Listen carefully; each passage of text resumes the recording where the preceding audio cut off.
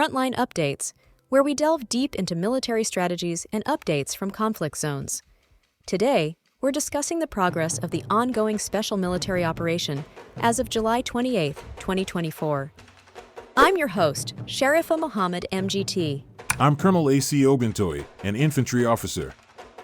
Destruction of military hardware. A variety of Ukrainian military hardware was destroyed, including U.S.-made Stryker armored personnel carriers, M777 howitzers, and Polish Krab self-propelled artillery mounts. This suggests a focus on degrading the artillery capabilities of the Ukrainian forces. Welcome to today's episode of Frontline Updates podcast, where we provide insights into global military developments. Joining us is Colonel AC Oguntoye, here to discuss the latest updates on the special military operation as of July 28, 2024. Colonel, welcome to the show. Thank you for having me. It's important to keep the public informed about our operational progress. Let's dive right in. Can you summarize the activities of the North Group of troops for us? Yes. In the north, our forces engaged multiple Ukrainian brigades around Volchansk and Tykoy. We repelled two significant counterattacks and achieved substantial enemy losses, including 205 military personnel and several pieces of key artillery like the U.S.-made M777 howitzer. This has been part of our strategic push in the Kharkov region. That sounds like intense combat. Moving to the West Group, what can you tell us about their operations? The West Group has seen considerable success. They've improved their positions along the front line and dealt decisive blows to Ukrainian forces in areas like Tabivka and Krasny Lyman. We repelled an enemy counterattack near Torskoy and inflicted significant casualties, totaling up to 540 military personnel. Their operations also led to the destruction of several artillery pieces and 8 ammunition depots. How about the Southern Group's activities? How are they advancing? In the south, our troops have taken more advantageous lines and positions, notably around Kurakovo and Verkhnekamenskoye.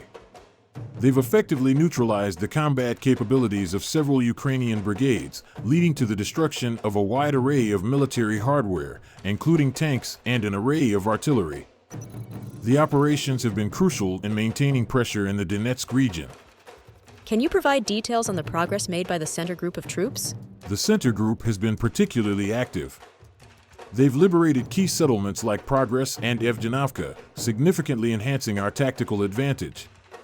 The formations of multiple mechanized and infantry brigades were defeated in this process, and we successfully repelled 3 counterattacks.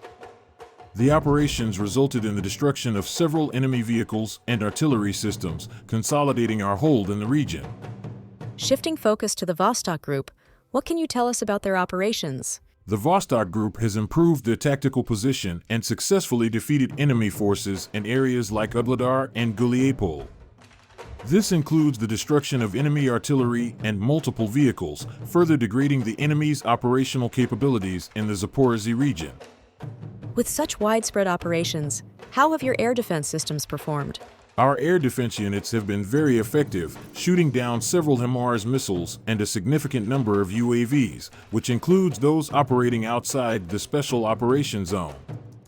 This has been crucial for protecting our troops and maintaining air superiority. Lastly, Colonel, what's the strategic outlook for the coming days? We will continue to capitalize on our tactical gains, focusing on degrading the enemy's military capabilities while securing more strategic territories. After the 110th Brigade broke through to the western exit, the encirclement pincers began to close around the remaining positions of the Ukrainian armed forces by the 5th Motorized Rifle Brigade. At present, there are only a couple of platoons of the Ukrainian armed forces inside the cauldron in Krasnogorovka. It is impossible for them to resist for long with such forces, so in the near future, the situation in Krasnogorovka will come to a conclusion for the Ukrainian army, particularly the 59th Brigade. The Ukrainian armed forces will have to retreat approximately 7.5 kilometers, but it is unlikely that they will stay for long at neighboring positions in the area of Zoriany, Kurakovka, and Gornyak. The overall objective is to ensure a stable and secure environment that aligns with our operational goals. Colonel, thank you for providing such a detailed briefing on the current military situation. Your insights are invaluable to our understanding of the conflict's dynamics. And thank you to our listeners for tuning in. Join us next time as we continue to provide up-to-date coverage on global military affairs. Stay with us for more updates and expert analyses on global defense and security issues. Stay informed, stay secure.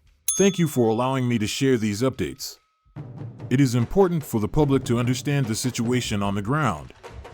Recently, at least 66 people have been killed and 241 injured in Israeli attacks throughout Gaza in the past 24 hours in this besieged and bombarded territory.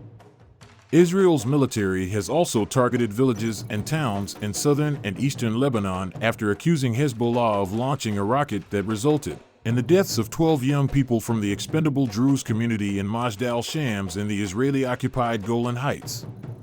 The Lebanese group has denied any involvement in the rocket attack. The IDF often uses racism, first kill unwanted people and then attacking others, as if in reply.